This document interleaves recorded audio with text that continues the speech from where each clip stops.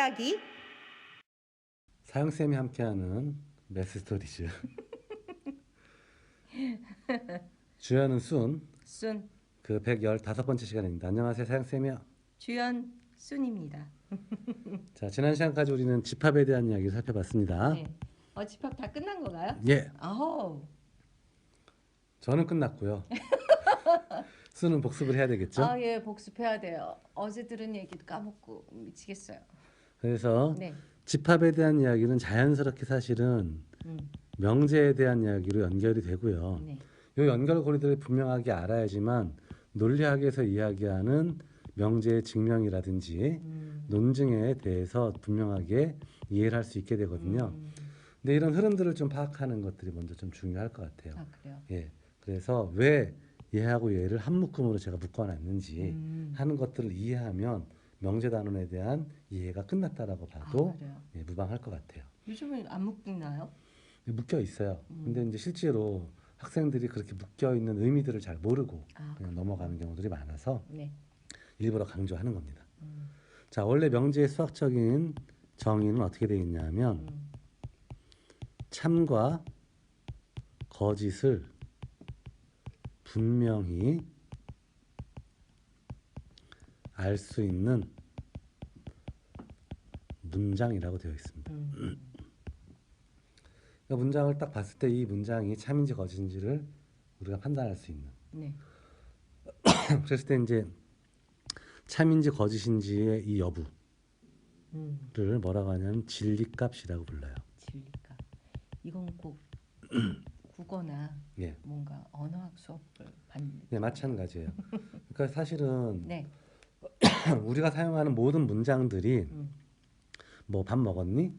네. 넌 참 예쁘구나. 그래요? 뭐 갑자기 된다는 말을 못 하고 있어요. 죄송합니다. 자, 아니면 뭐 저리 가라. 뭐 이런 식의 이야기들은 참거짓을 우리가 알 수가 없겠죠. 그렇죠. 그런데 예를 들어서 일은 자연수다. 여기서 달라지는군요. 예, 이러면 이것은 분명히 참이라는 걸 우리가 알 수 있잖아요. 예, 그렇게 정의했죠. 예.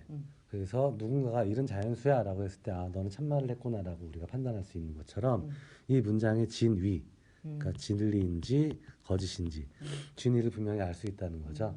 그래서 이런 종류의 문장을 우리는 뭐라고 한다? 명제라고 부른다는 거예요. 처음 수업할 때 예. 명제에 대해서 말씀해 주신 기억은 있어요. 예.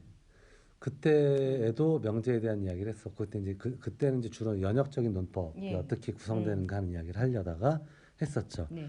근데 좀 더 포괄적인 명제 전체에 대한 이론 틀거리를 좀 잡으려고 하는 거예요. 예를 들어서 3은 짝수다.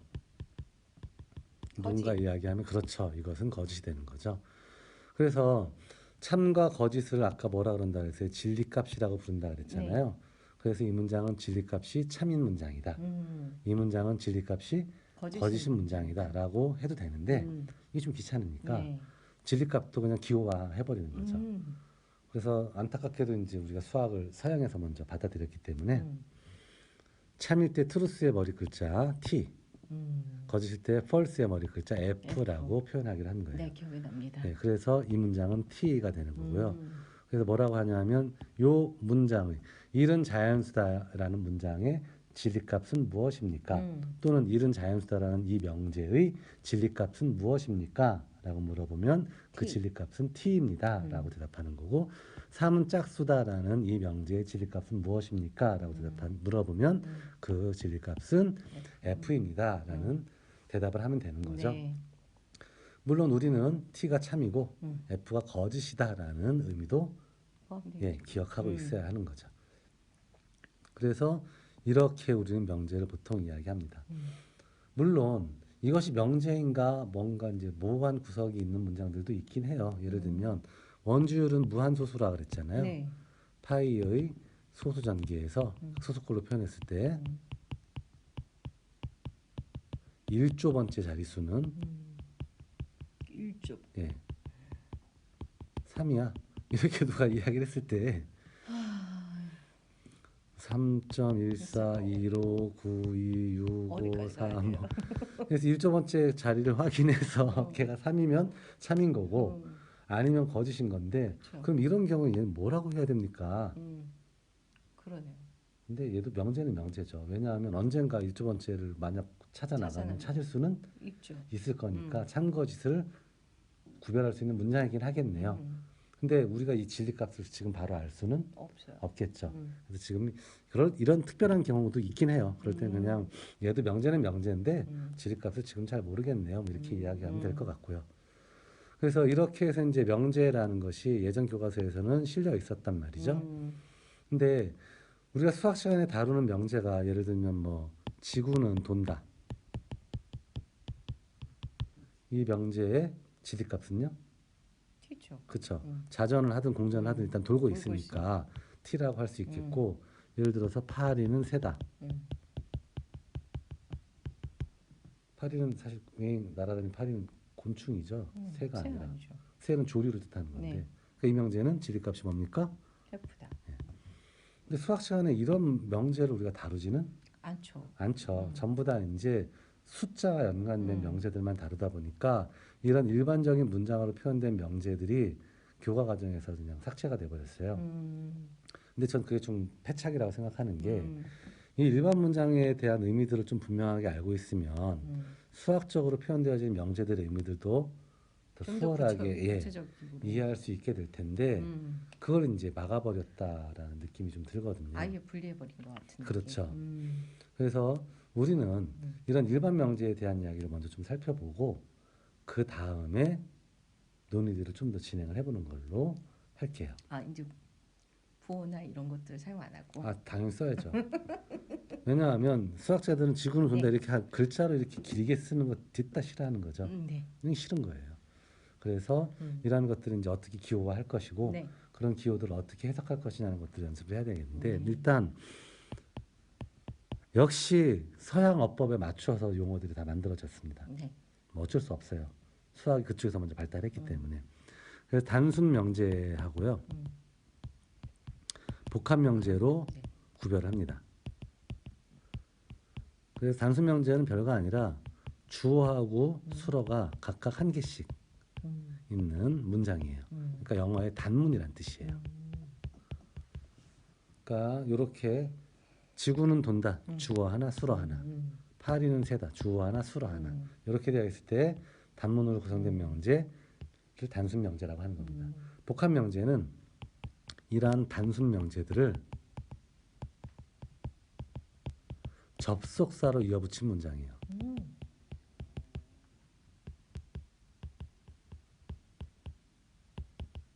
그러니까 당연히 주어 수어가 하나보다 더 많은 두 개 이상인 그런 형태의 명제들을 복합 명제. 영어에서 사실 복문이라는 말을 하잖아요. 네. 그래서 이러한 형태로 이루어진 명제를 복합 명제라고 합니다. 근데 논리학에서는요. 이러한 접속사를 아무 말이나 쓰는 게 아니요. 아니라 논리적으로 유의미한 접속사만 쓰기 때문에 그 종류가 크게 보면 세 가지. 그거밖에 안 돼요. 예. 억지로 더 넓혀서 뭐 네 가지로 구별하기도 하지만 그냥 세 가지의 기본적인 틀만 알고 있으면 나머지는 그 틀 안에서 다 볼 수 있는 거죠. 이거의 중요성은 문제가 나왔을 때 그거에 대한 이해도 뜻을 있고 이해하는데 굉장히 큰 도움이 될 거예요. 뿐만 아니라 우리가 이제 법문이라든지 아니면 계약서라든지 모든 그 조건 예, 안에서 이루어지나요? 맞아요. 그런 것들이 정확하게 논리적으로 뜻이 통하는 상태의 문장이 되지 않으면 의미가 없거든요. 그렇군요. 그러니까 사실은 이런 교육들은 굉장히 중요하다고 저는 생각을 그러네요. 하거든요. 일상생활을 하는 데 있어서도 굉장히 유의미할 것 그거와 같고. 이거와 이렇게 맞닿아 있다고 생각해 본 적이 없는 것 같아요. 예, 별로 없죠. 예. 학생들도 대부분 다 그렇게 생각을 해요. 그래서 뜬금없이 왜 언어학 같은 이런 부분이 나오지? 그때도 그랬던 것 같아요. 근데 이게 수학에서. 중요하죠, 사실은. 왜냐면 문제 푸는데 매번 그러잖아요. 문제만 풀어내잖아요. 그래서 저는 늘 강조하는 게 수학은 언어다. 예. 네, 이거야말로 명제입니다. 수학은 그렇죠. 언어다.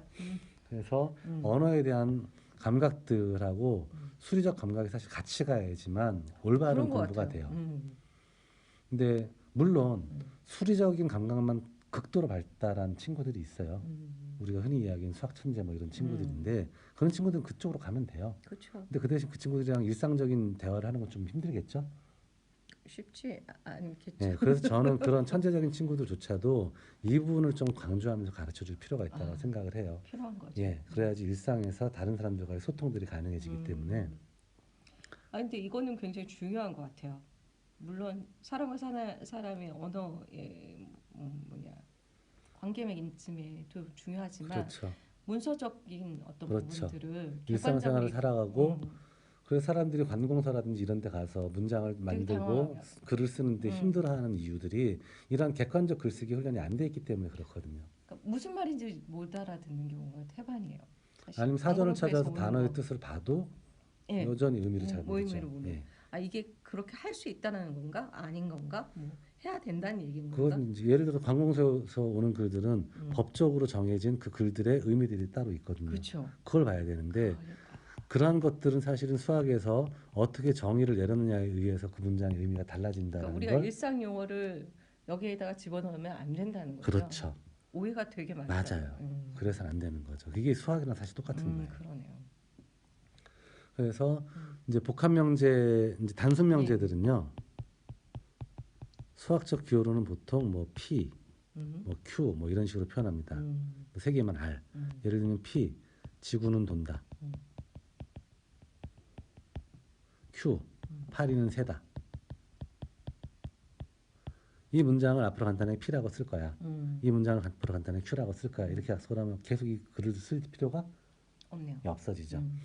그러면 P의 진리값은 뭡니까? 라고 물어보면 T. Q의 진리값은 F. 이렇게 표현이 되겠죠. 그럼 논리적으로 우리가 인정하는 접속사는 총 세 가지입니다. 또는 아무 때나 쓰는 게 아니군요. 그렇죠. 그리고 뭐뭐이면 뭐뭐이다. 뭐뭐이다. 제일 많이 보는. 예.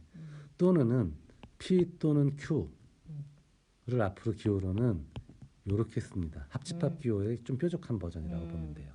그러니까 이런 두 개의 PQ가 있을 때에는 지구가 돌거나 돌지 않거나 또는 파리는 새다.